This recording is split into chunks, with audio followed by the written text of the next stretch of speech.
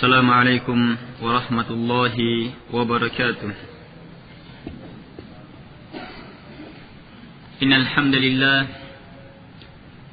nahmaduhu wa nasta'inuhu wa nastaghfiruh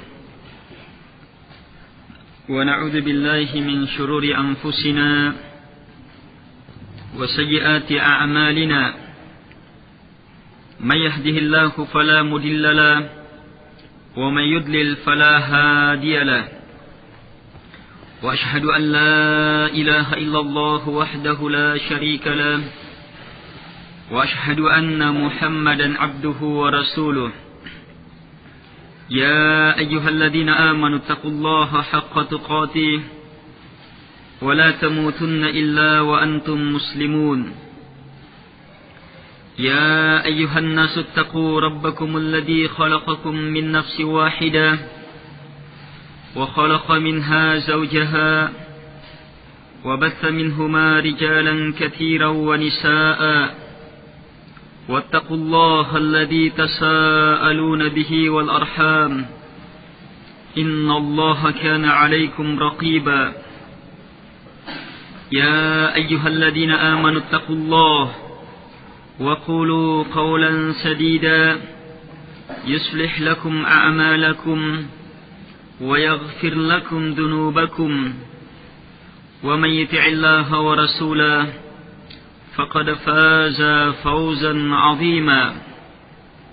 أما بعد فإن أصدق الحديث كتاب الله وخير الهدي هدي محمد صلى الله عليه وعلى آله وسلم وشر الأمور محدثاتها وكل محدثة بدعة وكل بدعة ضلالة وكل ضلالة في النار. قال ابن القيم رحمه الله تعالى في كتابه الفوائد: أعلى الهمم في طلب العلم طلب علم الكتاب والسنة والفهم عن الله ورسوله نفس المراد وعلم حدود المنزل. وأخص همم طلاب العلم من قصر همته على تتبع شواد المسائل وما لم ينزل ولا هو واقع، أو كانت همته معرفة الاختلاف وتتبع أقوال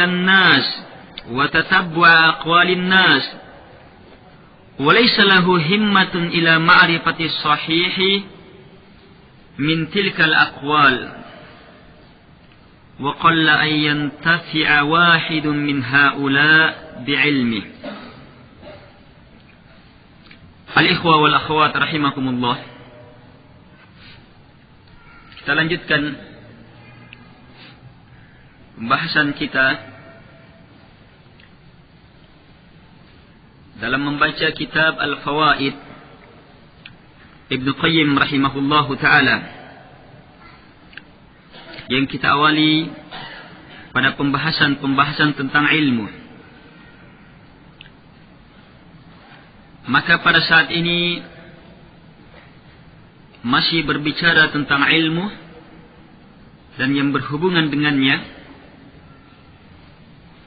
Beliau rahimahullahu ta'ala berkata, A'lal himam, himmah yang tertinggi,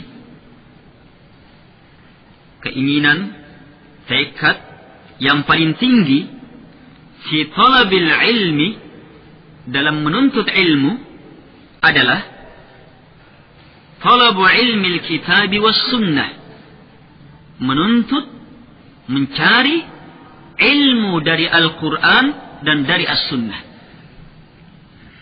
Situ dia puncaknya.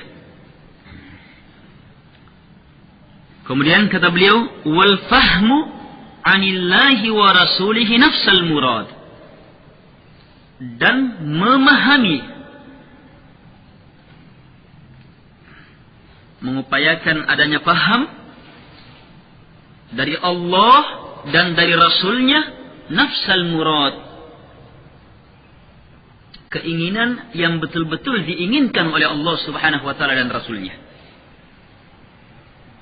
serta ilmu hududil munzal, ilmu tentang batasan-batasan dari apa yang telah diturunkan itu. Baik.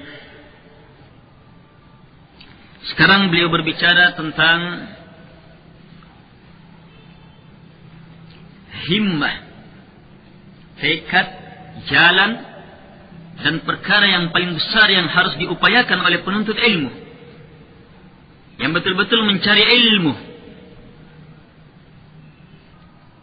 Beliau menegaskan bahwa perkara itu adalah mencari ilmu dari Quran dan Sunnah, serta memahaminya dengan paham betul-betul itu yang diinginkan oleh Allah dan itu yang diinginkan oleh Rasulnya.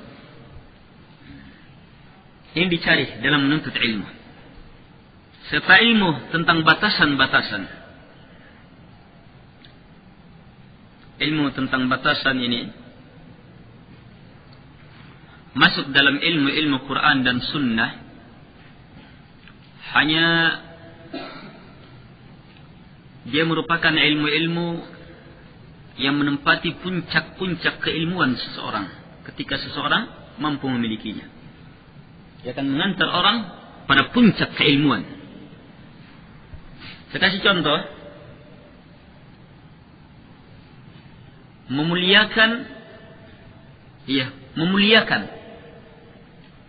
Memuliakan Allah, memuliakan Rasulnya. Sama-sama memuliakan. Kita wajib memuliakan Allah, wajib memuliakan Rasulnya. Tetapi ada batasan di antara dua pemuliaan ini. Itu ilmunya. Kalau lepas dari ilmu ini, maka akan tersesat. Kita perlu ilmu yang dengannya kita mampu membedakan mana batasan pemuliaan terhadap Rasulullah SAW yang dengannya kita tidak sederajatkan dengan pemuliaan kepada Allah Subhanahu wa taala. Ini ilmu hudud. Jadi ada perintah Allah, ada larangan Allah. Kita harus mengetahui batasan-batasan perintah supaya kita tidak lewati. Kita perlu mengetahui batasan-batasan larangan supaya kita tidak terjerumus dan upayakan jangan mendekat dengannya. Ini tuntutan tertinggi yang harus diupayakan oleh penuntut ilmu. Sehingga betul-betul fikirannya, usahanya, mujahadanya adalah ilmu dari Quran dan Sunnah. Bagaimana memahaminya? Betul-betul dia inginkan adalah apa yang dipahami dari Al-Quran dan Sunnah yang diinginkan oleh Allah Subhanahu wa taala dan Rasulnya. Ilmu yang dengannya dia mampu membedakan mana yang hak, mana yang batil. Ilmu yang melahirkan furqan di dalam dirinya. Sebaliknya, kata beliau rahimahullahu ta'ala, serendah-rendah cita-cita, tuntutan, keinginan penuntut ilmu adalah, jadi ini penuntut ilmu ya, kita tidak berbicara dengan orang yang tidak mau menuntut ilmu. Ini boleh berbicara tentang tulabul ilm, orang yang menuntut ilmu, mau belajar agama. Itu tadi yang paling tinggi tuntutannya. Kalau ini penuntut ilmu, orang yang mau mempelajari agama, yang mana himmah mereka adalah himmah yang terendah. Cita-cita mereka, tekad mereka adalah cita-cita dan tekad yang terendah. Yaitu, kata beliau, orang-orang yang keinginannya terbatas, usahanya terbatas pada tatabbu', mencari dan mencari syawadil masail, permasalahan-permasalahan yang syad, yang ganjil. Ini banyak dalam kitab-kitab fiqh, dalam kitab-kitab. Itu semangatnya dari situ. Wa ma lam yanzil, ilmu-ilmu yang belum diturunkan. Wala huwa waqi', ilmu-ilmu yang belum terjadi. Terlalu banyak takdirnya.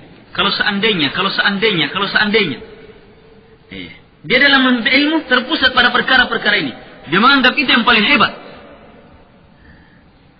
Ini kata beliau tuntutan yang terendah dari penuntut ilmu.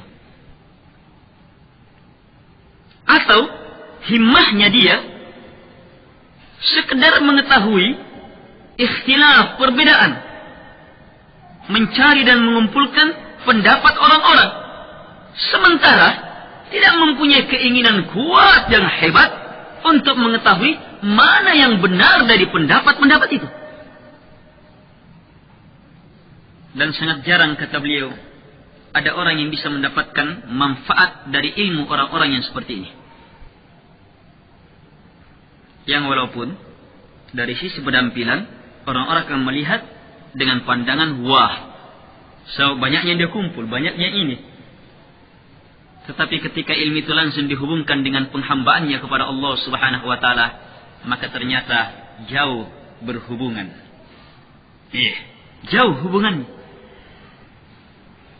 Kita menuntut ilmu dalam rangka semakin mantap penghambaan kita kepada Allah Subhanahu wa taala. Ingin mendapatkan itu, langsung ambil ilmu yang terdapat dari Quran dan Sunnah, yang jelas maknanya, yang diinginkan oleh Allah, yang diinginkan oleh Rasulnya. Ilmu dengannya kita mengetahui batasan-batasan Allah Subhanahu wa taala. Pusatkan perhatian pada perkara itu dalam menuntut ilmu. Baik. Dari sini kita berarti telah mendapatkan ilmu yang sangat luar biasa dalam memperbaiki niat,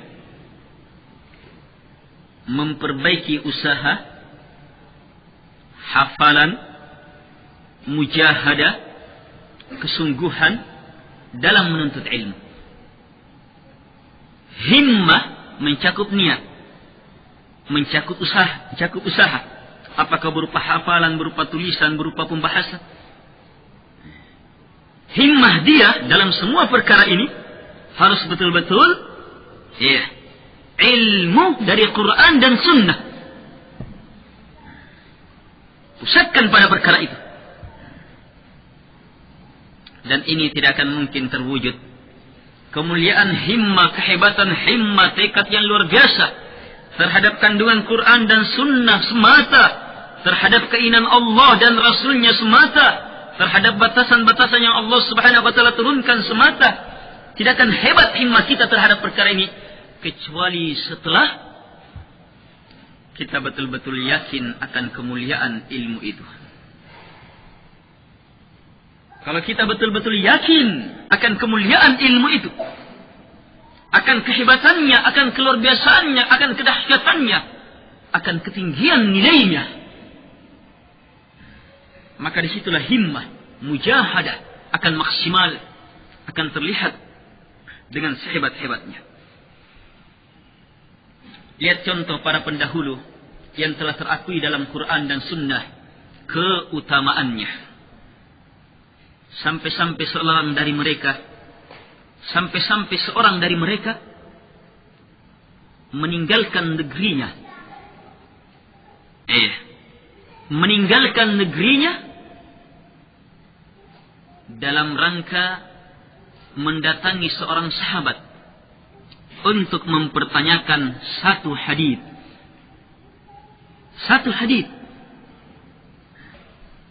Perjalanan di tengah padang pasir yang memakan waktu berpekan-pekan.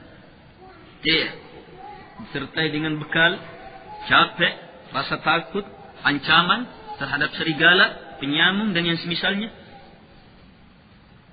Ditembus seluruhnya. Tidak berarti seluruhnya, karena luar biasa mulianya kandungan satu hadis itu dalam diri binaan Rasulullah sallallahu alaihi wasallam ini. Ini. Kapan ilmu itu betul-betul mulia dalam diri kita? Kita anggap dia perkara yang sangat mulia, sangat berharga, sangat luar biasa. Maka disitulah himmah akan aliyah. Tekad akan tinggi. Sebaliknya, ketika himmah kita rendah, maka jangan kembalikan kepada siapa-siapa. Kembalikan kepada diri kita. Kecintaan kita terhadap ilmu itu yang kurang. Tidak usah dustakan diri kita. Pasti seperti itu. Dan sudah menjadi sunnatullah. Tiap-tiap orang akan beramal, berusaha. Akan melakukan sesuatu. Disesuaikan dengan kondisi dirinya. Kalau memang tekadnya rendah, amalannya pasti rendah. Kalau tekadnya hebat, amalannya pasti hebat. Tekadnya tinggi, amalannya pasti ketinggian. Allah subhanahu wa ta'ala menegaskan sunnahnya ini dalam firman-Nya, kullu ya'amalu ala syakilatihi. Katakan ya Muhammad SAW, kullun, semua orang, ya'amalu akan beramal ala syakilatihi, disesuaikan dengan syakilah, yang bersesuaian dengan dia. Yang bersesuaian dengan dia. Disinilah keadilan Allah. Sunnatullah yang dipenuhi dengan keadilan. Karena itu jangan salahkan takdir Allah ketika Allah takdirkan si anu jadi orang kafir. Sebab memang dia menginginkan kekafiran itu. Falamma zagu azagha Allahu qulubahum. Tak kala mereka kafir berpaling, Allah subhanahu wa ta'ala palingkan. Kapan Allah palingkan? Tak kala mereka berpaling. Demikian pula keimanan. Ketika semakin cinta kita terhadapnya, semakin besar mujahadah kita terhadapnya, maka Allah subhanahu wa ta'ala pun semakin membuka pintu-pintu hidayah. Yang memberi hidayah, yang menyesatkan hanyalah Allah subhanahu wa ta'ala. Siapa yang menuntut, siapa yang memalingkan, hanyalah Allah subhanahu wa ta'ala. Ketentuan pasti, jangan ragu. Kapan ragu, rusak keimanannya terhadap takdir. Allah yang menentukan segalanya. Tapi semuanya karena keadilan. Ini diantara keadilan Allah. Akan nampak jelas keadilan Allah kalau kita paham perkara ini. Siapa yang himmahnya tinggi, maka akan ditetapkan, diarahkan kepada kemuliaan dan ketinggian. Siapa yang himmahnya rendah, maka diarahkan kepada amalan-amalan yang rendah pula. Karena itulah tempatnya orang-orang yang mempunyai himmah yang aliyah, yang tinggi. Tempatnya mereka-mereka yang mempunyai himmah yang aliyah, yang tinggi adalah illiyin. Tempat yang setinggi-tinggi tempat. Surga Allah subhanahu wa ta'ala. Kenapa?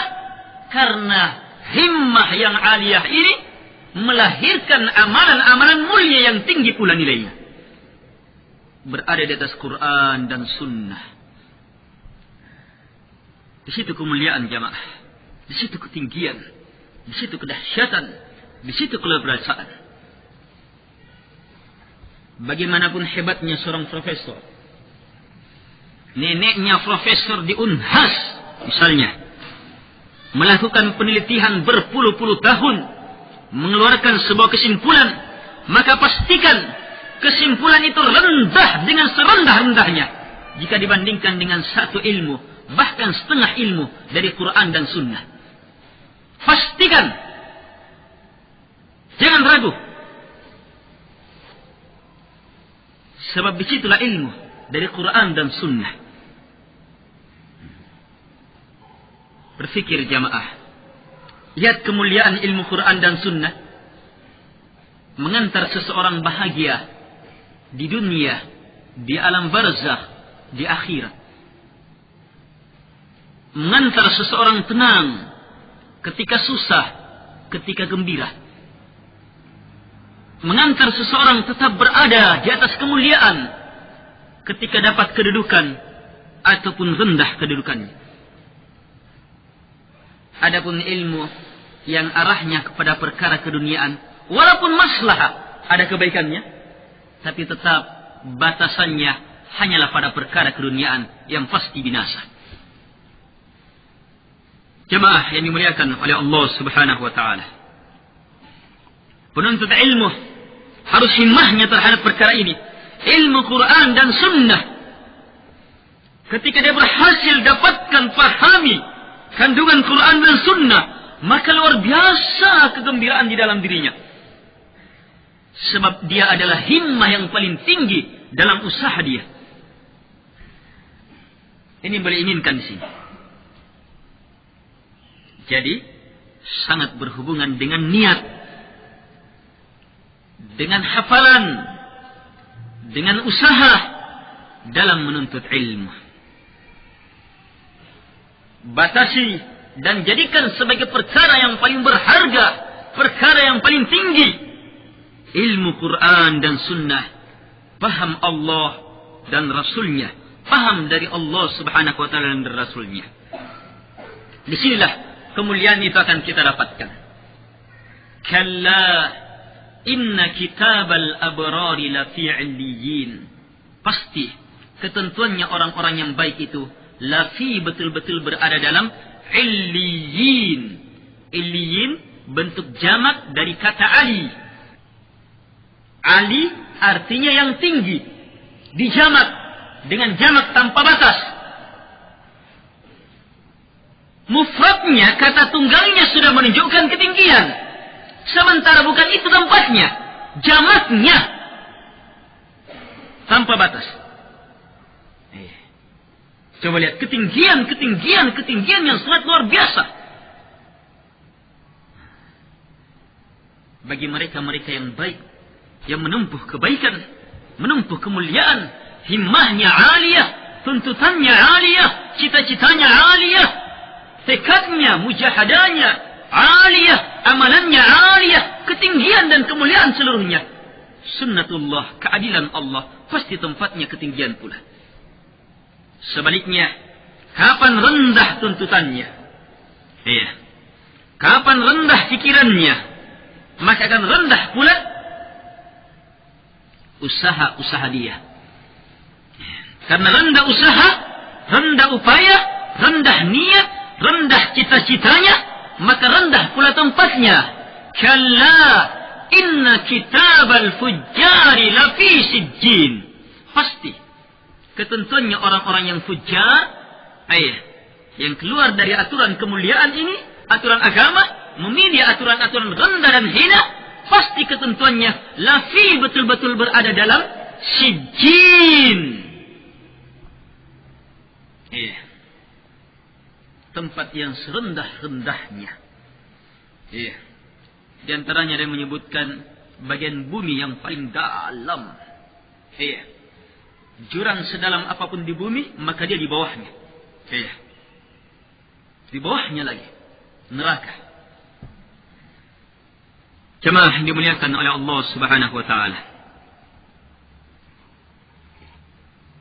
Karena itulah, kalau sudah diberikan kemuliaan, mencintai ilmu, mencintai agama, giat dalam menuntut ilmu, maka betul-betul mantapkan niat, tekad, usaha, mujahadah, pusatkan.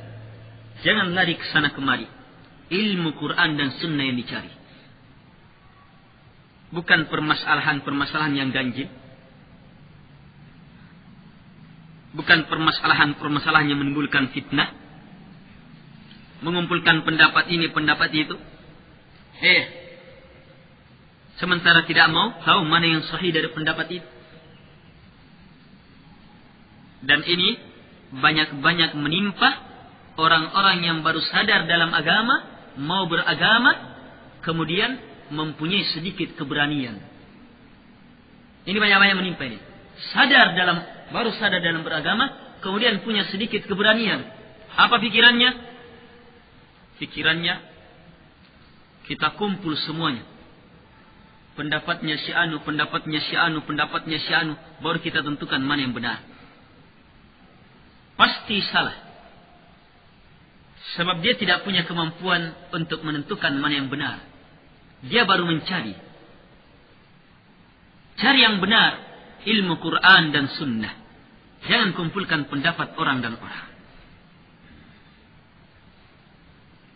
Kemudian kata beliau, wa a'lal himami fi babil iradah an takuna al himmatu muta'alliqatan bi mahabbatillah wal wuqufi ma'a muradihi ad-dini al-amri wa asfaluha an takuna al himmatu waqifatan ma'a muradi sahibiha min Allah fa huwa innama ya'buduhu li muradihi minhu la li muradillahi min fal awwal yuridu Allah wa yuridu muradah wa tsani yuridu min Allah wa huwa farighun an iradati. Selanjutnya beliau berbicara tentang iradah, keinginan. Setelah beliau berbicara tentang himmah, maka beliau berbicara tentang iradah. Wallahu alam, iradah ini asal dan pondasi himmah. Himmah ditentukan oleh iradah. Himmah yang aliyah, yang hebat, ditentukan oleh iradah yang hebat. Setelah beliau berbicara tentang himmah yang tertinggi bagi penuntut ilmu, beliau berbicara tentang himmah yang tertinggi dalam perkara iradah, keinginan. Apa itu kata beliau? An takunal himmatu muta'alliqatan bi mahabbatillah wal wuqufi ma'a muradihi ad-dini al-amri. Keinginannya adalah keinginannya atau himmahnya muta'alliqah, berhubungan, terbatasi, tergantung terhadap apa yang Allah Subhanahu wa taala cintai, dan berdiam di atas apa yang diinginkan oleh Allah Subhanahu wa taala, ad-dini, keinginan ad-dini, agama, al-amri, yang merupakan aturan dan perintah Allah Subhanahu wa taala. Ini ketika keinginan seseorang betul-betul tergantung, ditentukan oleh kecintaan kepada Allah Subhanahu wa taala, sehingga apa yang Allah cintai itu pula yang dia cintai. Apa yang Allah Subhanahu wa taala benci itu pula yang dia benci. Ini luar biasa jemaah kalau sudah ke sini. Wal wuquf ma'a muradihi ad-dini al-amri. Dia betul-betul wuquf, berdiam, berada di atas keinginan Allah ad-dini, agama, al-amri, yang merupakan perintah. Beliau batasi keinginan Allah ad-dini sebab ada keinginan Allah dalam arti iradah kauniyah, keinginan pasti. Keinginan pasti yang pasti terjadi. Ini dibatasi dengan keinginan dini, Quran dan Sunnah. Wa asfaluha, yang terendah kata beliau,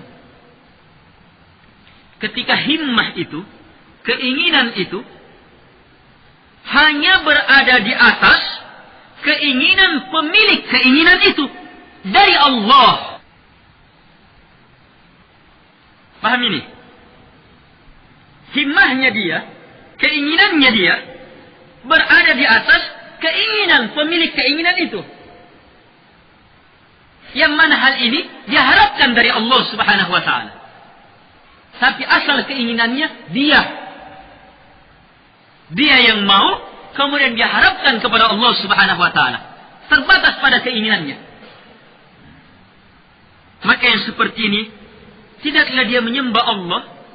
Yang seperti ini dia hanya menyembah Allah karena keinginan dia dari Allah, bukan karena keinginan Allah dari dia. Paham? Lihat perbedaannya lebih jauh kata beliau. Yang pertama itu, yang himmahnya, keinginannya betul-betul dibatasi karena kecintaan Allah, apa yang Allah inginkan dari sisi agama, Dari tinjauan agama, kalau Allah inginkan itu yang dia inginkan, kalau Allah cintai itu yang dia cintai, kalau Allah benci itu yang dia benci. Maka yang seperti ini kata beliau, dia menginginkan Allah dan menginginkan keinginannya Allah. Kalau yang kedua, dia menginginkan dari Allah sementara dia kosong dari keinginan Allah Subhanahu wa taala. Jelas? Ini berbicara tentang keinginan. Baik, ini kalimat singkat ikhwah, tapi luar biasa dalamnya dan sangat luar biasa manfaatnya dalam seluruh gerak-gerik kita. Pembahasan ini masuk dalam pembahasan niat pula, mengarahkan kepada makna keikhlasan yang sebenarnya. Orang yang ikhlas dalam beribadah kepada Allah Subhanahu wa taala adalah mereka-mereka yang betul-betul menginginkan Allah dan menginginkan keinginan Allah. Yang diinginkan adalah Allah. Dan apa yang Allah Subhanahu wa taala inginkan dalam agama. Inilah hamba yang sebenarnya. Inilah hamba yang sebenarnya. Kalau yang kedua, ini hamba dirinya. Yang kedua ini hamba dirinya. Sebab dirinya yang menentukan. Dirinya yang tentukan. Kemudian selanjutnya dia minta kepada Allah Subhanahu wa taala. Kalau seperti ini sudah keinginan kita, himmah kita, seperti yang pertama, maka Masya Allah, ketika kita diperhadapkan dengan aturan-aturan Allah yang bertentangan dengan hawa nafsu kita, maka disitulah hebatnya maksud ini. Mungkin ketika berhubungan dengan perintah-perintah Allah yang masih bersesuaian dengan keinginan kita, ya masih ringan. Masih ringan. Mudah bagi kita melakukannya. Hanya niat sudah salah. Walaupun kita bisa melakukannya, tapi niat sudah salah. Paham? Sebab kita beribadah karena diri kita. Karena ridha diri kita. Sementara hamba Allah beribadah karena mencari ridhanya Allah, bukan mencari ridha dirinya. Jelas ini? Ketika keinginan Allah masih bersesuaian dengan keinginan dirinya, masih bisa dia lakukan. Tapi ketika keinginan Allah sudah bertentangan dengan keinginan dirinya, maka disitulah nampak bahwa penghambaan sebelumnya tidak mempunyai banyak manfaat. Penghambaan dia sebelumnya tidak mempunyai banyak manfaat. Ini ikhwah. Baik. Ini serasa jelas ikhwah. Kita lanjut pada pembahasan selanjutnya. Selanjutnya kata beliau, al-ilmu naqlu suratil ma'lum min al-kharij wa ithbatuha fi an-nafs. Wal amal naqlu suratin ilmiyah min an-nafs wa ithbatuha fil kharij. فإن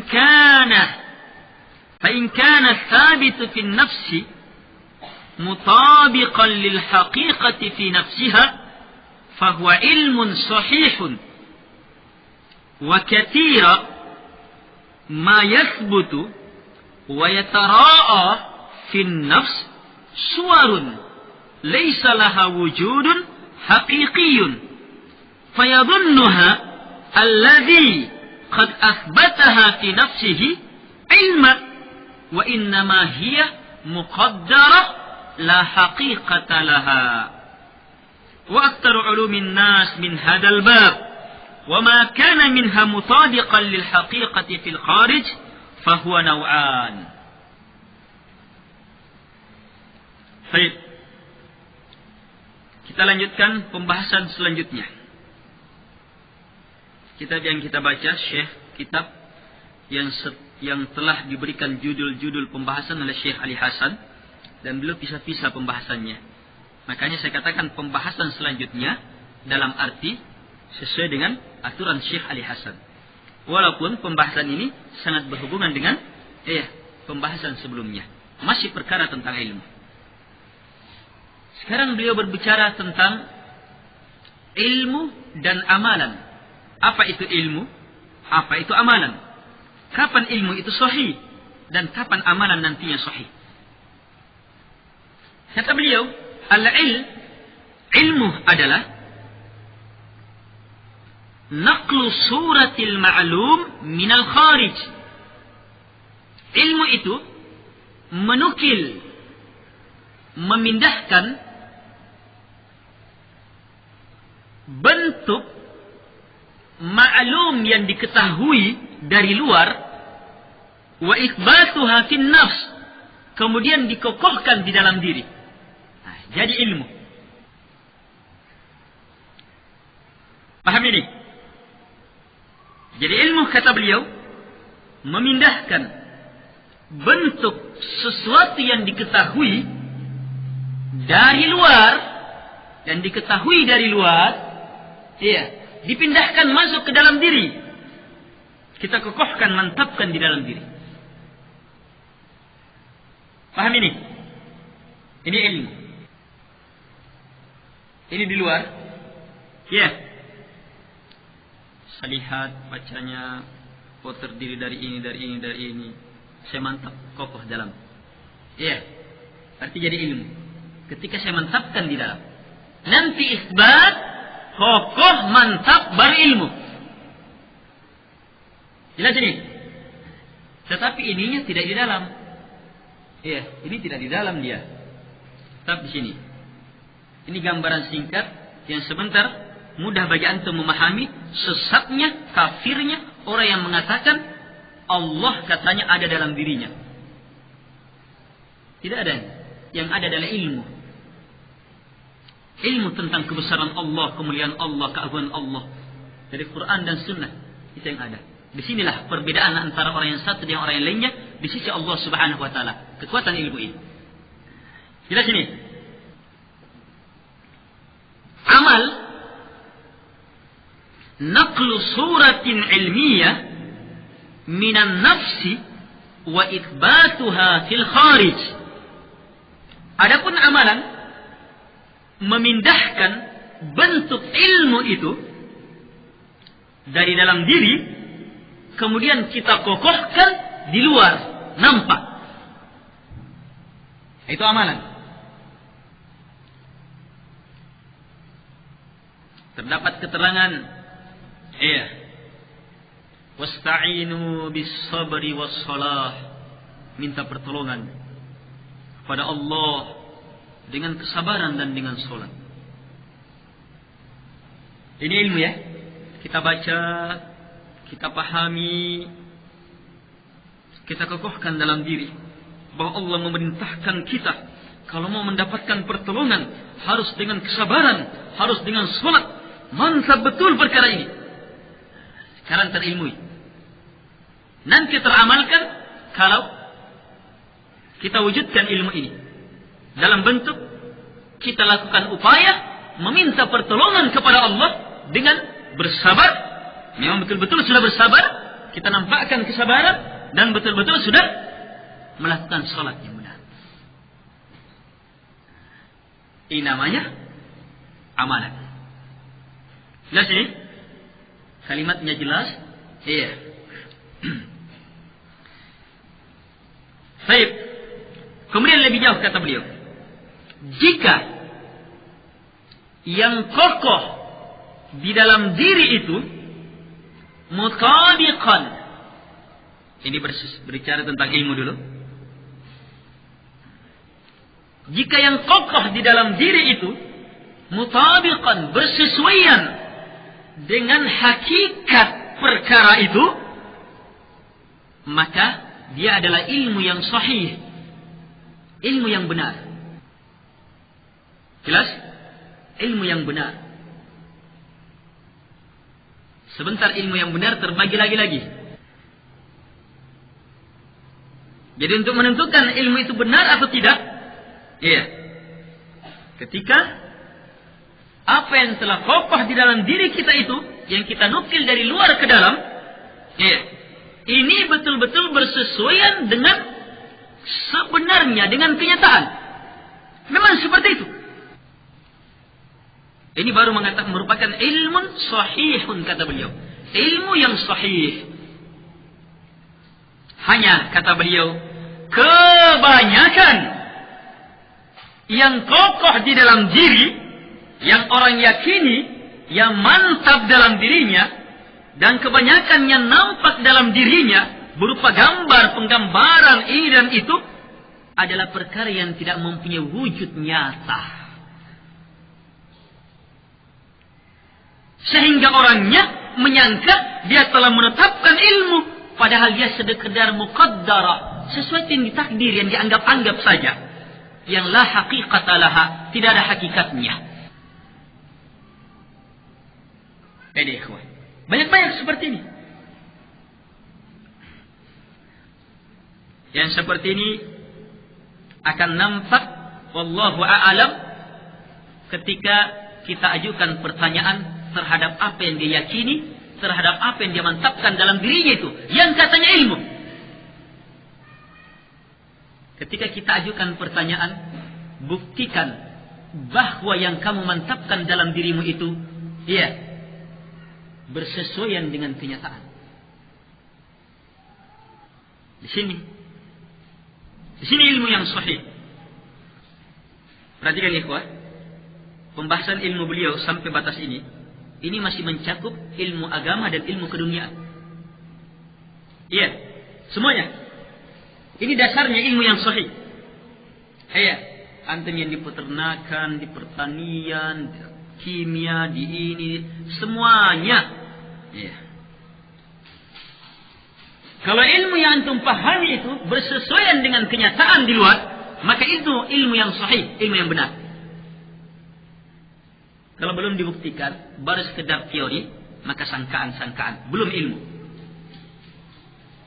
Iya. Belum ilmu. Karena itulah bobot keilmuan akan tinggi setelah melalui pembuktian. Iya. Setelah melalui pembuktian. Kalau sekedar takdir, berarti kalau ini diginikan, maka memungkinkan begini. Ini muqaddarat namanya. Tapi kalau dia sudah buktikan, apalagi berulang, maka berarti perkara yang dia kokohkan ini sudah merupakan ilmu yang sahih, benar. Jelas ini? Ini sekedar berbicara tentang ilmu sahihnya, benar tidaknya ilmu itu. Kita belum berbicara tentang hebat tidaknya ilmu itu. Sebab di antara ilmu-ilmu yang benar, ada yang lebih hebat, ada yang lebih luar biasa dari ilmu yang lainnya. Jelas ini? Baik. Jadi kata beliau, kalau yang kita nukil masuk ke dalam diri itu, kita kokohkan di dalam diri, itu bersesuaian dengan kenyataan, maka ini ilmu yang sahih. Saya kasih contoh. Ayat tadi, wasta'inu bis-sabri was-salah. Ayat. Wasta'inu bis-sabri was-salah. Allah perintahkan untuk minta pertolongan kepada Allah dengan salat, sabar dan salat. Ini ilmu, mantap. Kekuatan pertolongan dari Allah ini betul-betul nyata dengan sehebat-hebatnya, ditentukan dengan dua usaha besar ini, kesabaran dan salat. Pembuktiannya sudah tidak bisa ditulis dalam ayat. Tidak bisa dikumpul lagi orang-orang yang membuktikannya dalam berbagai keadaan. Kalau antum tidak mau pusing, semua yang terdapat dalam Quran dan Sunnah itu seluruhnya adalah ilmu haqiqah. Paham? Disitulah nikmatnya Quran dan Sunnah. Kita tidak perlu buktikan. Dalam arti tidak perlu ditelaah dulu. Kita buktikan dulu. Benar tidak ini? Iya. Kalau teori-teori yang lainnya, muqaddarat perlu dibuktikan. Iya, kan itu ikhwah, antum dalam belajar pelajaran umum, iya, walaupun keterangan itu datangnya dari profesor, kalau belum terbukti masih sekedar muqaddarat, belum tentu ilmu. Belum tentu ilmu yang sahih, walaupun dia sudah merupakan ilmu ketika dia sudah kokohkan dalam dirinya. Sudah merupakan ilmu ketika dia sudah kokohkan dalam dirinya. Tapi sahih tidaknya ilmu itu ketika bersesuaian dengan kenyataan. Ini terbukti. Betapa banyak teori-teori profesor sebelumnya digagalkan oleh profesor selanjutnya. Teori syaitan, teori Darwin. Ya, manusia berasal dari monyet. Melalui revolusi. Dan yang semisal itu. Baik. Hanya beliau tambih. Banyak perkara yang orang sudah kokohkan dalam dirinya, yang dia sangka itu adalah ilmu, yang tergambar-gambar dalam fikirannya, yang dia sangka adalah ilmu, adalah perkara yang tidak mempunyai wujud nyata, sekedar gambaran-gambaran. Dan di sini syaitan sangat pintar dalam bermain. Syaitan sangat pintar dalam bermain dalam perkara ini. Sangat mengerikan ketika dalam lingkup gambaran-gambaran ini syaitan sudah jerumuskan kita masuk ke dalam penggambaran terhadap ilmu tentang Allah Subhanahu wa taala, padahal tidak ada pembenarannya. Di sinilah orang bisa kafir. Katanya belajar agama, tapi gila. Oh, terlalu dalam caranya belajar agama. Muncullah kesimpulan kalau gitu belajar agama seadanya, jangan terlalu dalam. Padahal tidak akan dalam imannya kalau tidak dalam ilmunya. Itu kenapa sampai buka? Dia memaksakan diri, berusaha mengetahui yang tidak dibuka. Berusaha mengetahui yang Allah tidak beritakan. Memaksakan diri pada perkara yang tidak ada hakikatnya. Biasa lihat orang sholat Allah, belum sampai Allah, orang sudah amin, dia masih begitu-begitu. Kenapa dia lakukan itu? Sebab dia ilmui, dia yakini ini cara sholat dari orang sesat. Ini harus gambarkan. Itu proses penggambaran itu. Kamu harus gambarkan mantap, baru gini. Kalau belum mantap, tidak bisa. Ditakut-takuti. Kalau tidak begitu, ditakut-takuti. Sadaqah, la ilaha illallah. Banyak sekali. Baik. Wa aktsaru ulumin nas min hadzal bab. Kebanyakan ilmu-ilmu manusia dari bab yang seperti ini. Dari ilmu yang seperti ini. Banyaknya ilmu manusia, kebanyakan ilmu manusia dari sini. Apa? Ilmu yang tidak bersesuaian dengan kenyataan. Seperti ilmu orang-orang meyakini bahwa Nabi Isa anaknya Allah. Mana kenyataannya? Itu kan tidak nyata itu. Pernahkah Allah Subhanahu wa taala melahirkan? Tidak pernah kan? Tidak nyata. Ilmu-ilmu keyakinan orang bahwa ini bisa disembah, bisa diberikan ini, bisa diberikan itu, bisa diberikan sesembahan, diberikan sesajian. Ini kan perkara yang tidak nyata ini. Semua yang disembah selain Allah adalah sesuatu yang dinamakan saja sebagai sembahan, tapi bukan sembahan yang nyata.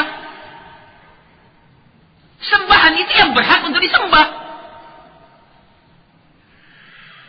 Sama. Kalau pegawai mengangkat sendiri dirinya jadi pegawai, tidak ada SK-nya. Pakai bagian pegawai, pakai NIP sendiri. Bawa tas kantoran, pulpennya 3. Kanan HP. Ketika ditanya, Mana nitnya, mana ininya? Tidak ada. Diakui? Tidak bisa diakui sebab tidak nyata. Walaupun dia mengaku, walaupun ada orang yang mengakuinya sebagai pegawai. Demikian pula sembahan selain Allah Subhanahu wa taala yang diyakini, yang dipahami, yang dimantapkan oleh banyak orang. Bahwa itu bisa disembah, bisa dimintai, bisa di ini, bisa di itu, diserahkan pada ibadah. Sebab orang anggap sebagai sembahan. Ini tidak nyata. Berarti ilmunya, sumbernya semua dari ilmu yang salah. Di sini ilmu. Ketika bersesuaian dengan kenyataan, pasti ilmunya benar. Perkara keagamaan, iya. Perkara keduniaan. Di dunia, di alam barzakh, di akhirat.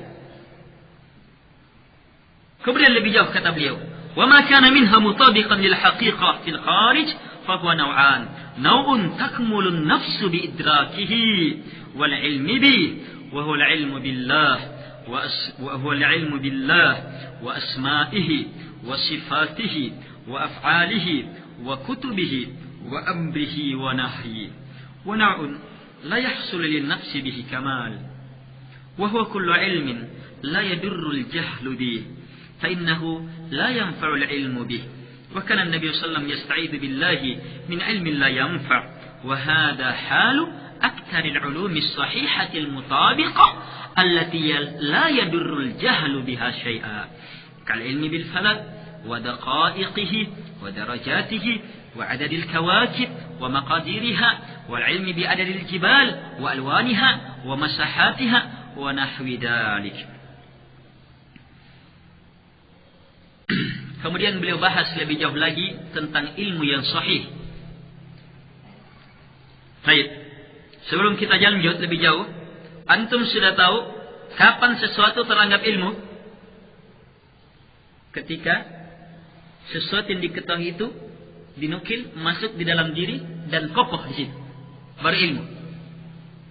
Antum juga sudah ketahui kapan ilmu itu teranggap sahih dan tidak teranggap sahih. Iya. Kapan sahih? Ketika yang mantap ini bersesuaian dengan kenyataan, hakikat. Ketika tidak, maka ilmu yang salah. Walaupun sudah terilmui oleh orangnya. Dalam arti sudah kokoh. Nah, sekarang yang dibahas ilmu yang sahih yang bersesuaian dengan kenyataan. Kata beliau, dia ada dua bentuk. Ada dua jenis. Ada jenis yang jiwa akan sempurna dan semakin sempurna ketika dia paham, ketika dia tahu, ketika dia ilmui perkara itu. Ilmu sahih yang bermanfaat bagi diri, yang dengannya kesempurnaan. Ilmu ini kata beliau adalah al-ilmu billah, ilmu tentang Allah. Ilmu tentang nama-nama Allah, tentang sifat-sifat Allah, tentang perbuatan-perbuatan Allah, tentang kitab-kitab Allah, perintah-perintah Allah, larangan-larangan Allah. Ini dia. Kapan kita tahu ini? Maka akan sempurna jiwa. Akan sempurna diri. Jenis yang kedua, ilmu yang sahih juga. Tetapi, la yahsulu lin nafsi kamal. Tidak akan melahirkan kemuliaan, kesempurnaan bagi diri. Ini kata beliau, semua ilmu yang masuk dalam kategori la yadurrul jahlu bi. Semua ilmu yang tidak membahayakan kita kalau kita tidak tahu. Kita tidak tahu, benar ilmunya itu ilmu benar, tapi kita tidak tahu, tidak apa-apa. Tetap bisa mendekatkan diri kepada Allah.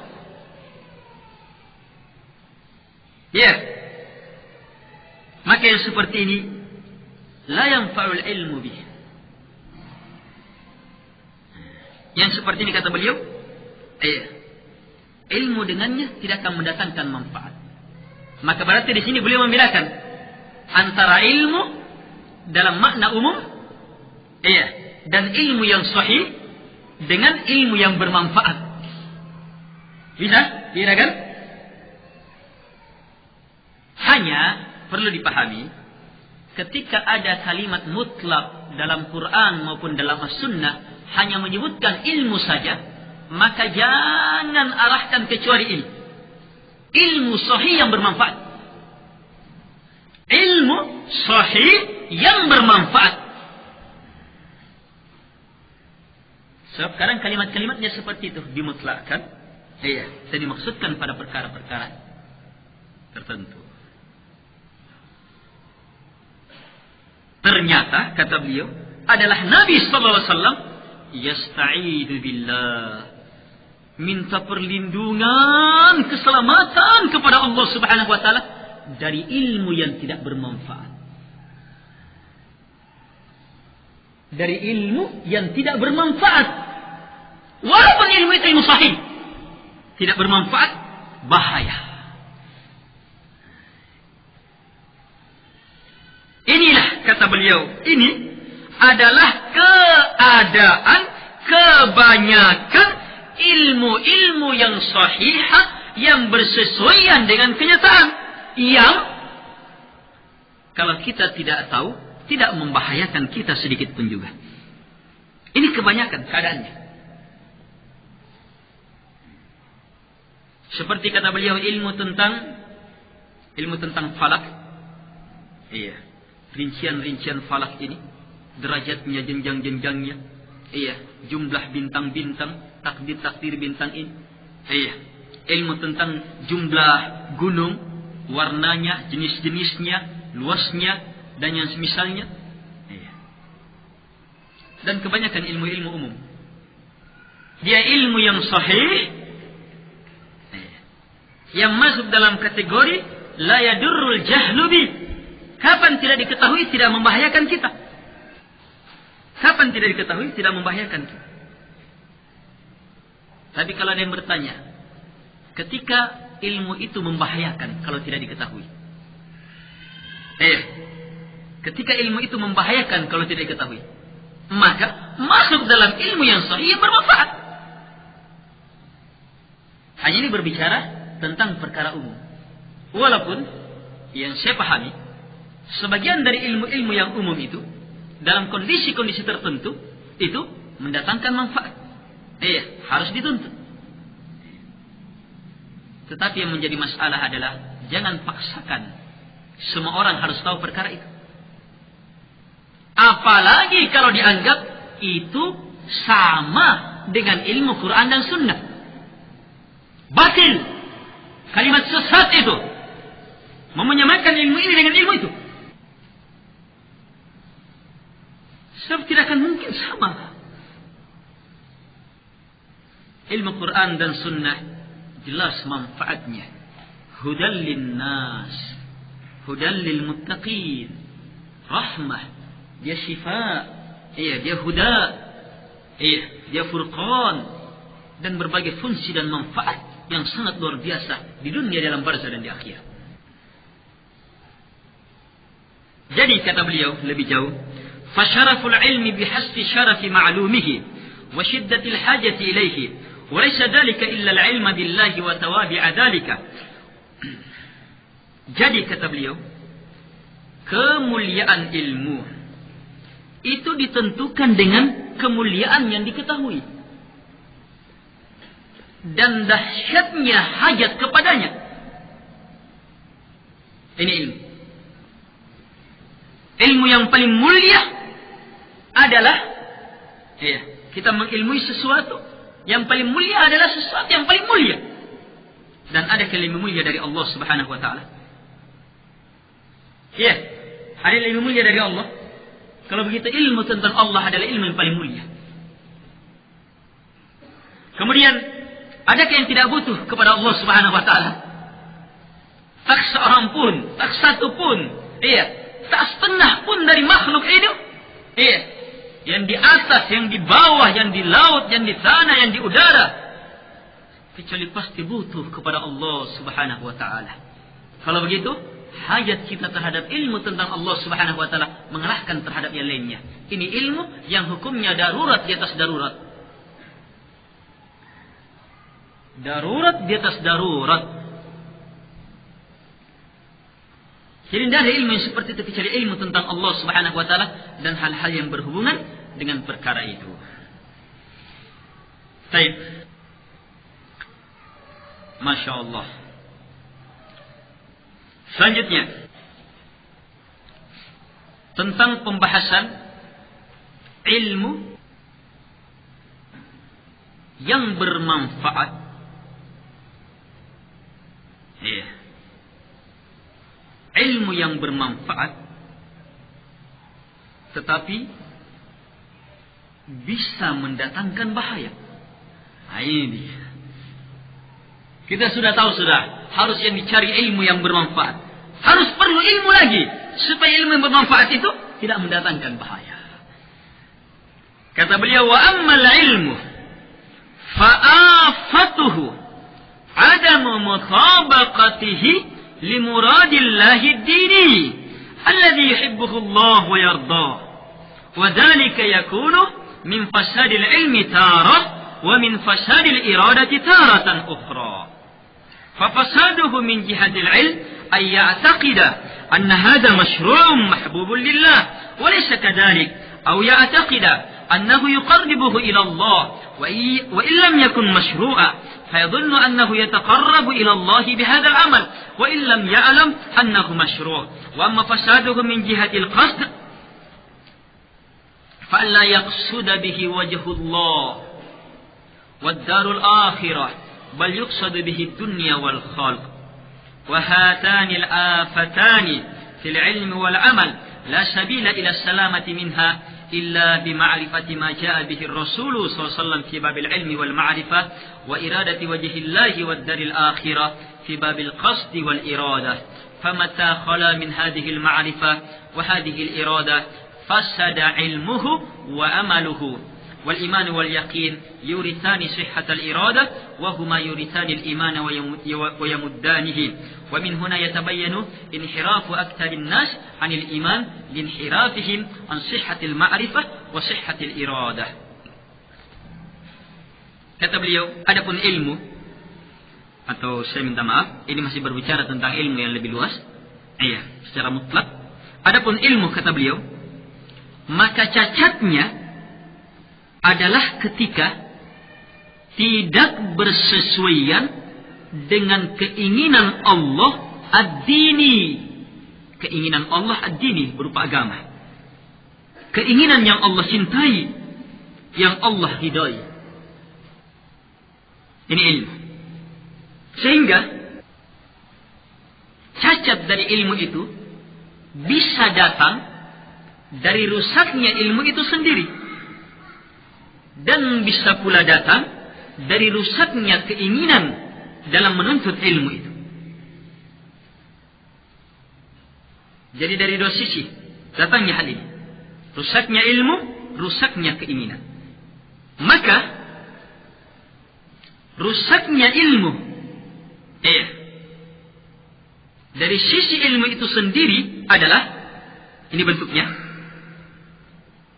Ketika seseorang meyakini bahwa perkara ini disyariatkan, bahwa perkara ini dicintai oleh Allah, sementara tidak demikian. Atau dia meyakini bahwa perbuatan ini mendekatkan dia kepada Allah, walaupun dia tahu, walaupun perkara itu tidak disyariatkan, tapi dia yakin bahwa itu mendekatkan diri kepada Allah. Dia menyangka bahwa dia telah mendekatkan diri kepada Allah dengan amalan ini, walaupun dia tidak punya ilmu bahwa itu disyariatkan. Maka ini yang merusak dia. Ini rusak dari sisi ilmu. Dari sinilah muncul berbagai macam bid'ah. Sisi yang seperti ini banyak-banyak orang lalai. Adapun rusaknya dia dari sisi maksud, keinginan adalah ketika ilmu itu atau amalan itu tidak dimaksudkan dengannya wajah Allah dan negeri akhirat. Bahkan dimaksudkan dengan ilmu itu dunia dan makhluk. Dunia dan makhluk. Di sini rusak. Jadi, kalau ada orang yang belajar, tidak semakin mendekatkan dirinya kepada Allah Subhanahu wa Ta'ala. Kita kembali dulu kepada ukuran ilmu. Di antara ukuran ilmu, Allah Subhanahu wa Ta'ala berfirman, "Innama yakhsyallaha min ibadihi ulama." Iya, tidak ada yang yakhsyallah, yang takut kepada Allah, min ibadihi, dari hamba-hambanya, kecuali al ulama, orang-orang yang berilmu. Berarti kapan ada ilmu, pasti ada khasyatullah, takut kepada Allah.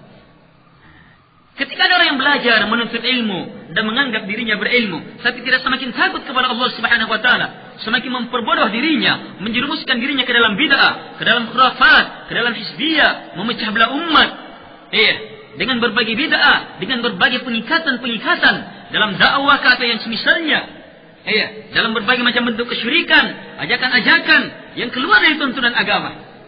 Walaupun penampilannya misalnya seperti orang yang menangis, seperti orang yang seperti ini, tetapi kapan keluar dari tuntunan agama, keinginan Allah Subhanahu wa Ta'ala Rasulnya, maka pasti rusak.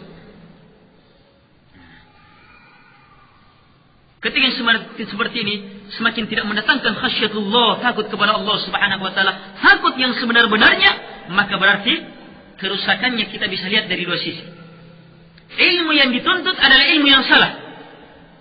Yang kedua, kalau ilmunya sudah benar, maksudnya dia dalam menuntut ilmu yang salah. Jelas ini?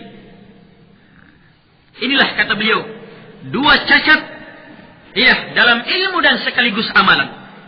Dua cacat dalam ilmu dan sekaligus amalan, yang tidak akan mungkin ada jalan selamat dari keduanya, kecuali hanya dengan mengetahui apa yang datang dari Rasulullah SAW fi babil ilmi wal ma'rifah.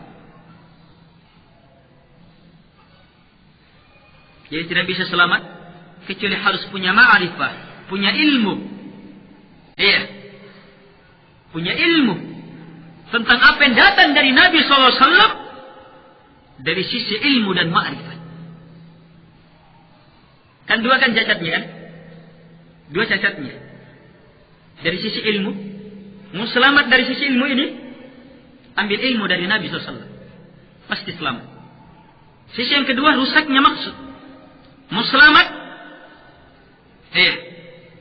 mau selamat maksud, mau selamat niat, maka ambil bagaimana Nabi SAW bermaksud dan berniat, betul-betul menginginkan Allah dan negeri akhirat semata. Jadi dari dua pintu ini, pintu tentang ilmu dan ma'rifah, serta pintu tentang maksud dan keinginan, harus dijaga. Seluruhnya harus bersumber dari Nabi SAW. Kalimat ini kadang diungkap oleh para ulama dengan kalimat singkat, ittiba'un Nabi SAW zahira wa batina. Mengikuti Nabi SAW secara zahir dan batin. Secara zahir dan batin. Kapan kata beliau, ma'rifah ini, ilmu ini, dan maksud ini kosong dari perkara ini, maka pasti rusak ilmunya, rusak amalannya. Rusak ilmu dan rusak amalannya. Ketika rusak ilmu dan rusak amalannya, berarti kita telah menyerupai sedikit banyaknya terhadap orang-orang Yahudi dan orang-orang Nasara. Lucunya, banyak di antara mereka yang membenci Yahudi, membenci Nasara, tetapi menyerupai dalam sifat utama Yahudi dan Nasara. Menyerupai dalam sifat utama Yahudi dan Nasara. Itu apa? Apa sifatnya orang-orang Yahudi? Mereka berilmu tanpa amal. Orang Nasara, mereka beramal tanpa dasar ilmu. Dan Nabi telah memperingatkan umatnya, la tattabi'unna sanana man kana qablakum shibra bi shibra wa dira'a bi dira'a hatta law dakhulu juhra dabbil la dakhaltumuh. Qila ya Rasulullah yahudu wan nasara qala faman. Kata Nabi sallallahu pasti dan pasti kalian akan mengikuti umat-umat sebelum, pasti dan pasti kalian akan mengikuti sunnah-sunnahnya umat-umat sebelum kalian, sejengkal demi sejengkal, sehasta demi sehasta, sampai walaupun mereka masuk ke lubang biawak, kalian juga ikut masuk. Nabi ditanya, apakah yang kau maksudkan dengan orang sebelum kami adalah Yahudi dan Nasara? Nabi SAW mengatakan, faman, siapa lagi kalau bukan mereka? Yahudi dan Nasara adalah al-maghdubi alaihim waladdallin. Sebagaimana ditafsirkan langsung oleh Nabi SAW. Al-Yahud humul maghdub, an-Nasara humud dallun. Kata Nabi SAW dalam hadis yang kuat. Al-maghdub di sini Yahudi. Orang-orang yang mengikutinya masuk. Ad-dallin yang sesat di sini adalah orang-orang Nasara. Ikut masuk. Sifatnya orang Yahudi berilmu tanpa amal. Sifatnya orang Nasara banyak beramal tapi tanpa dasar ilmu. Rusaknya ilmu dan amalan seseorang dari dua ini. Karena itulah kalau dari kalangan ulama rusak, maka dia mencontoh orang-orang Yahudi. Kalau dari kalangan ahli ibadah yang rusak, maka dia mencontoh orang-orang Nasara. Lebih aneh lagi jamaah, tiap saat, tiap solat kita baca ihdinas siratal mustaqim, siratal ladina an'amta alaihim, ghairil maghdubi alaihim waladdallin. Tuntun kami ya Allah kepada jalan yang lurus, jalannya orang-orang yang kamu beri nikmat atas mereka. Ghairil maghdubi alaihim, bukan jalannya orang-orang yang dilaknat, Yahudi dan orang yang mengikutinya. Wala, dan bukan pula dallin, orang-orang yang sesat, Nasara dan orang yang mengikutinya. Tiap saat kita minta, tapi bersamaan yang itu, tiap saat kerusakan dari sisi ilmu dan maksud terus menerus. Baik, lebih jauh kata beliau. Lihat pembahasan awal daurah kita. Beliau membahas tentang apa? Iman dan yakin, kan? Banyak orang yang mengangkah beriman, tapi ternyata jauh dari nilai-nilai iman.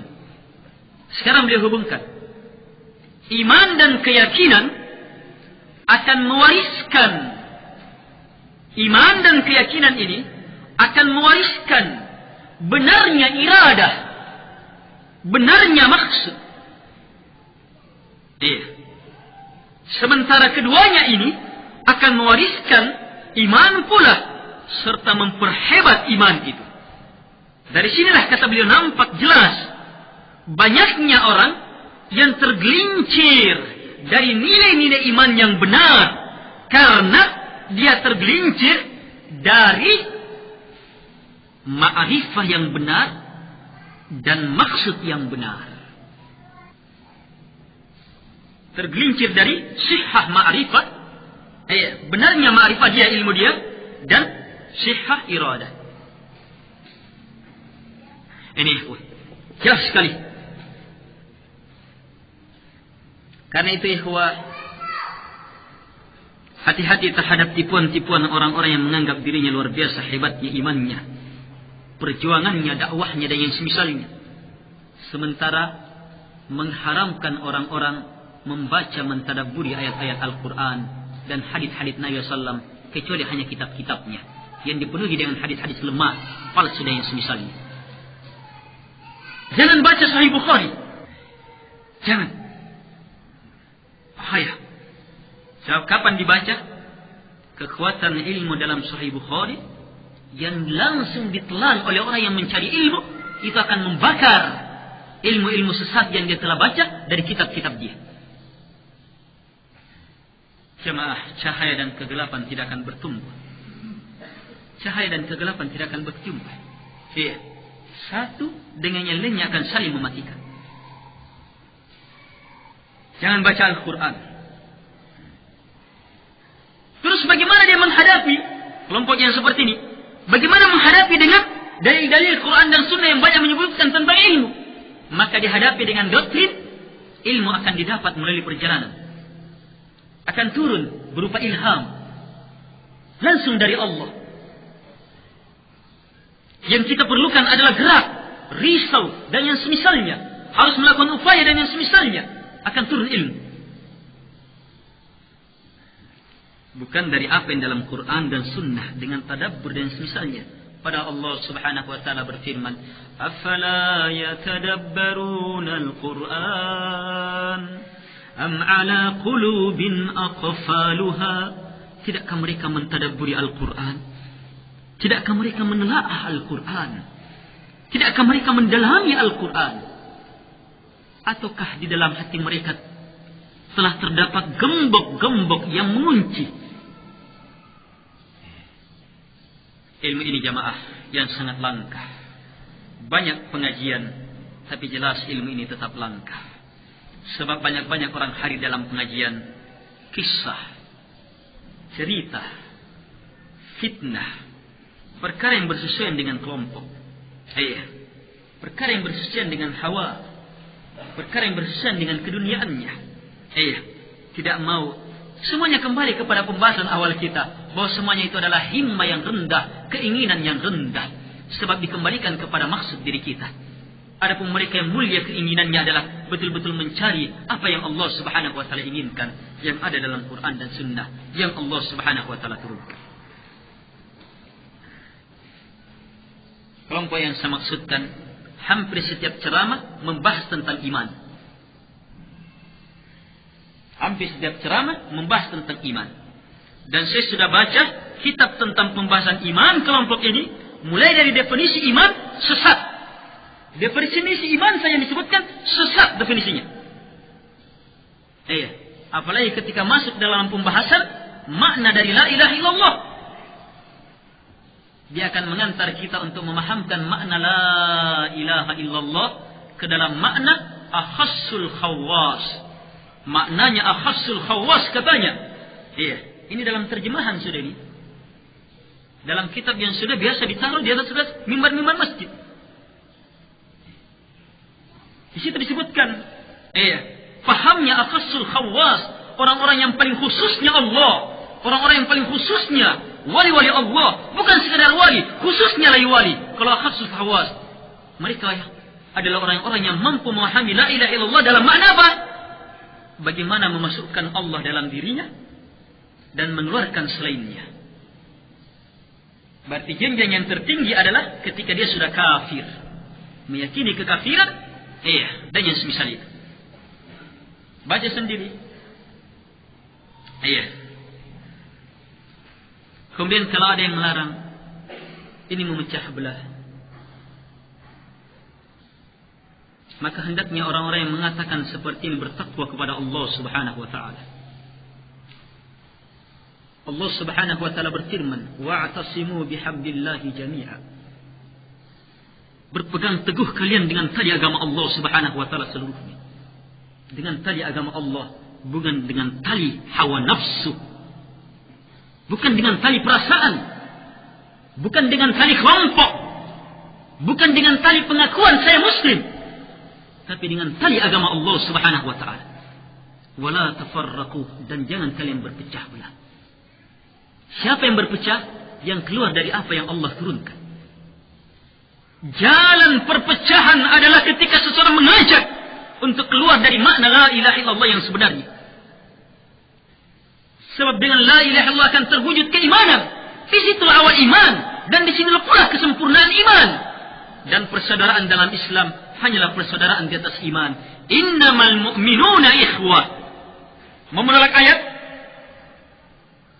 Sungguh persaudaraan itu, sungguh orang-orang innama, kalimat innama, tidak ada orang yang bersaudara. Al-mu'minun, tidak ada persaudaraan kecuali hanya terhadap orang-orang yang beriman. Sementara kata Nabi SAW, keimanan itu dengan la ilaha illallah, dan kesempurnaannya pun dengan la ilaha illallah. Al-imanu bid'un wa sab'una syu'bah, fa'alaha qawlu la ilaha illallah, wa adanaha imatatul a'da'ani tariq, wal haya'u syu'batun minal iman. Iman ada 73 sampai 79 cabang. Yang paling tinggi kata Nabi adalah la ilaha illallah. Sementara oleh ajaran sesat ini yang pertama yang digugurkan. Masih dianggap sebagai perpecahan, memberikan peringatan terhadap kelompok sesat ini. Dan masih berpikirkah kita bahwa menyatu dengan mereka adalah persatuan? Tidak ada persatuan kecuali hanya dengan iman. Dan tidak ada keimanan kecuali hanya dengan la ilaha illallah. Dan tidak akan mungkin terwujud la ilaha illallah ketika betul-betul hanya Allah Subhanahu wa taala semata yang disembah. Ilmunya, kebesarannya, keagungannya yang kita ilmui. Selainnya betul-betul rendah, kita tidak akan. Bukan Allahnya yang masuk ke dalam diri.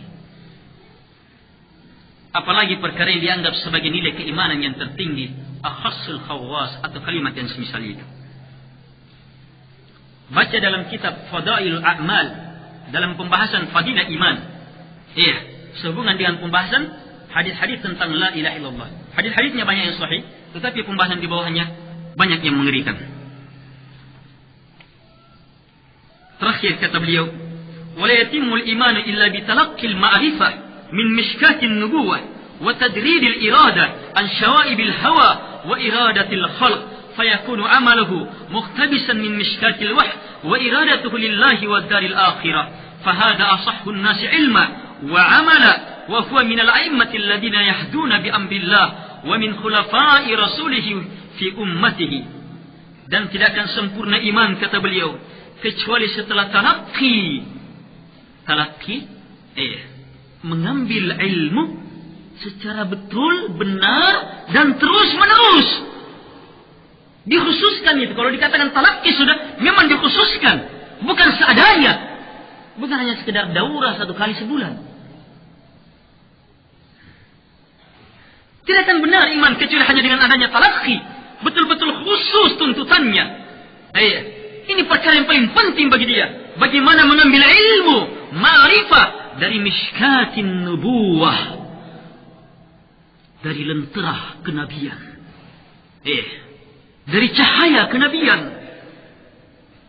Ambil dari situ, kemudian tidak akan sempurna pula keimanan kecuali dengan mengosongkan maksud dari keinginan hawa nafsu dan dari keinginan makhluk, kecintaan terhadap makhluk, supaya makhluk puji. Jangan kamu berbicara tentang itu, apa kata orang nantinya. Ini banyak-banyak seruannya orang yang melakukan penyeruan. Ayo kita menyatu. Kenapa? Karena takut sama orang-orang tidak mau mengungkap kebenaran. Bencong yang seperti ini. Yang berani adalah yang mampu mengatakan, la nakhafu fillah laumata laim. Kami tidak takut kepada Allah, di jalan Allah cercaan orang-orang yang mencipta. Ini yang pemberani. Yang berani, yang betul-betul keras adalah ketika berani menentang ayat-ayat Allah Subhanahu wa taala dan Rasulnya. Dan masuk di dalamnya orang-orang yang membela orang-orang yang menentang Allah Subhanahu wa taala dan Rasulnya. Kembali beliau tegaskan perkara ini. Jadi ambil betul, tarakki. Ambil secara tulus, betul-betul, dengan kesungguhan, mujahadah hebat, ilmu dari Quran dan Sunnah, dan betul-betul sempurnakan niat, kosongkan dari hawa nafsu dan keinginan pujian dan takut karena makhluk, sehingga betul-betul ilmunya terambil dari wahyu, terambil dari lentera wahyu, dan betul-betul keinginannya karena Allah dan negeri akhirat. Inilah kata beliau, manusia yang paling benar ilmunya, paling benar amalannya. Dan inilah kata beliau, dan orang yang seperti ini digolongkan ke dalam golongan a'immah, imam-imam yang memberi petunjuk dengan aturan Allah, dan mereka lah khulafahnya Rasulullah SAW pada umatnya. Mereka lah khalifahnya Rasulullah SAW pada umatnya.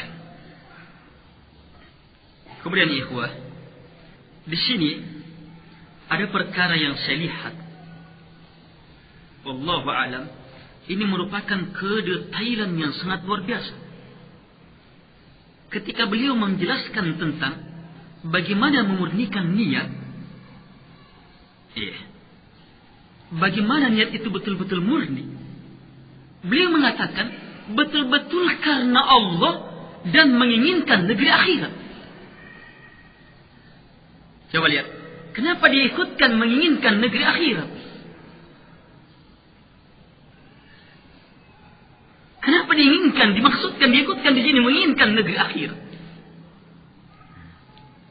Pertama, kalimat ini menggugurkan kalimat-kalimat dari orang-orang yang salah dalam melakukan pendekatan kepada Allah Subhanahu wa taala. Gugur salah satu rukun ibadah, cinta, takut dan harapan kepada Allah.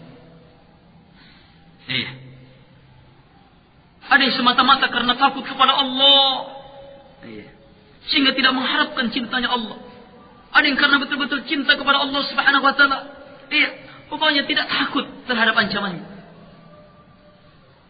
Padahal yang benar, yang betul-betul yang ikhlas adalah betul-betul menginginkan negeri akhirat, janji Allah di surga, dan betul-betul menginginkan selamat dari api neraka.